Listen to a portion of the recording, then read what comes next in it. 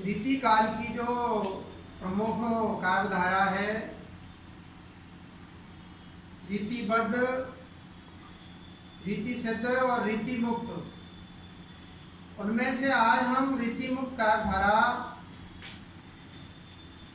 के बारे में विस्तृत चर्चा करेंगे, जिसमें इस काव्यधारा के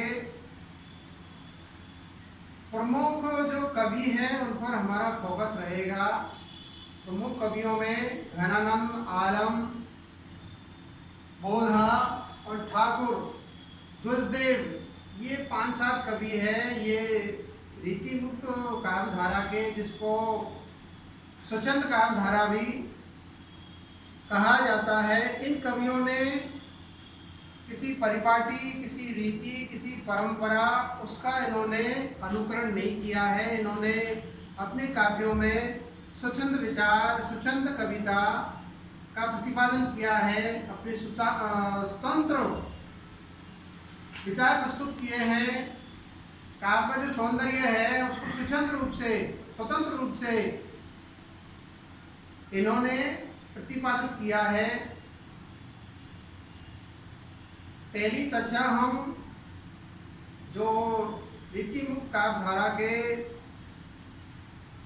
प्रतिपादक या प्रमुख कवि है घनानंद, उसके बारे में हम चर्चा करेंगे।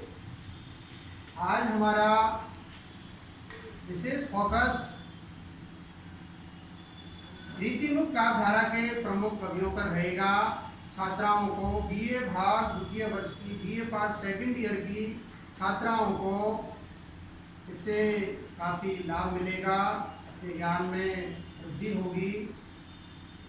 छात्राओं से मैं अपेक्षा करता हूँ कि इसको वो अध्ययन करें। घनानंद का जन्म दिल्ली के एक कायस्थ परिवार में संवत 1745 यानी 1689 ईस्वी में हुआ और मृत्यु संवत 1796 यानी 1739 ईस्वी में नादिर शाह के सैनिकों द्वारा ये मारे गए। इन्होंने सुजान संबोधन के आधार पर, एक किंवदंती है कि ये एक सुजान नामक एक वेश्या है, उसको ये प्यार करते थे। सुजान नामक वेश्या, उससे ये प्रेम करते थे। विराग होने पर वे वृंदावन चले गए। सुजान से ये प्रेम करते थे और सुजान के प्रेम के खातिर ये मोहम्मद शाह रंगीले का जो मुगल शासक था, अंतिम मुगल शासक, उसमें एक किंवदंती है, एक कहानी है, कथा है, प्रसंग है। तो सुजान नामक वेश्या से प्रेम करने की खातिर मोहम्मद शाह रंगीला, उसने इनको दरबार में बुलाया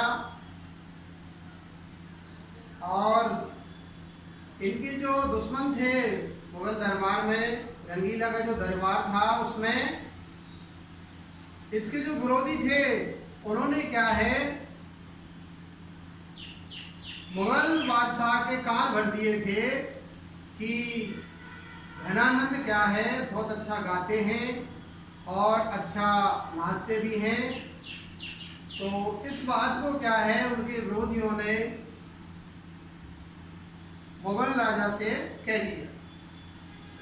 बादशाह ने उनको दरबार में बुलाया और बुला करके इनसे कहा कि आप गाओ और अपना जो नृत्य है, अपनी कला है, उसको दिखाओ। तो इन्होंने मना कर दिया। लेकिन विरोधियों ने कहा कि यदि इनकी जो प्रेम का है सुजान, वो यदि कह देगी तो ये नाचेंगे और गाएंगे। ऐसा ही हुआ। सुजान को बुलाया गया, इनकी प्रेम का है। सुजान नामक वेश्या, उसको दरबार में, मुगल दरबार में बुलाया गया और उसे कहलवाया गया। फिर क्या है, गहनानंद ने अच्छा नृत्य किया और अच्छा सुरतार लय में क्या है गाना गाया और सबका मनोरंजन किया। इस बात को लेकर के मुगल बादशाह ने कि मेरे कहने से तो ये इसने नृत्य नहीं किया ना ही गाया, और एक 2 कौड़ी की महिला है, वैश्या है, सुजान नामक वैश्या, उसके कहने से क्या है इसने गाया भी और नृत्य भी किया। इससे क्या है मुगल शासक नाराज हो गया और उसको दरबार से निकाल दिया। तो इस तरह की ये एक किंवदंती है। इसके बाद में जैसे ही उनको दरबार से, मुगल दरबार से निकाला गया, तुरंत वो क्या है इसके उपरांत वे वृंदावन चले गए और वैष्णव होकर के काव्य रचना करने लग गए। मृत्यु के समय भी ये सुजान को नहीं भूले। मृत्यु के समय क्या है,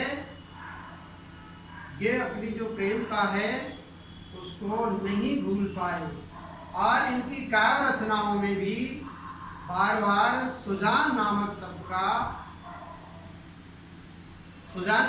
बार बार आया है।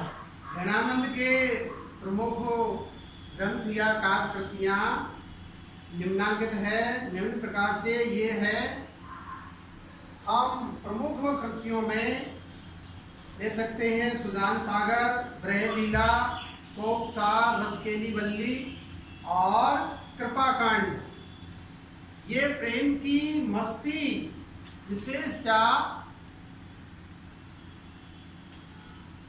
विशेष रूप से वियोग श्रृंगार के कवि। श्रृंगार के 2 पक्ष होते हैं, एक भाव पक्ष और दूसरा कला पक्ष। तो श्रृंगार के 2 भेद, संयोग और वियोग। तो विशेषकर वियोग जो पक्ष है, वियोग श्रृंगार है, उसके विशेष रूप से ये कवि माने जाते हैं। वियोग का इन्होंने क्या है अपने काव्य में बहुत ही मनोहारी सुंदर वर्णन किया गया है। आचार्य रामचंद्र शुक्ल ने गहनानंद को साक्षात रस मूर्ति कहा है।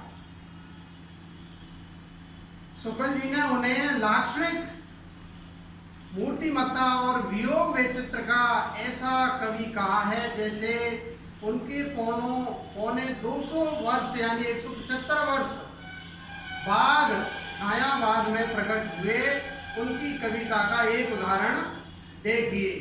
अति सूद सनेक को मार्ग है जहाँ नेक सयान बाक नहीं, तहाँ सांझ चले तज आपन को झिझके कपटी, जे निसाक नहीं घना आनंद प्यारे सुजान सुनो, इत एक ते दूसरो आंक नहीं, तुम कौन सी पाठ पढ़े हो लला, मन लेव पे देव छटाक नहीं। धन्यवाद। और अगली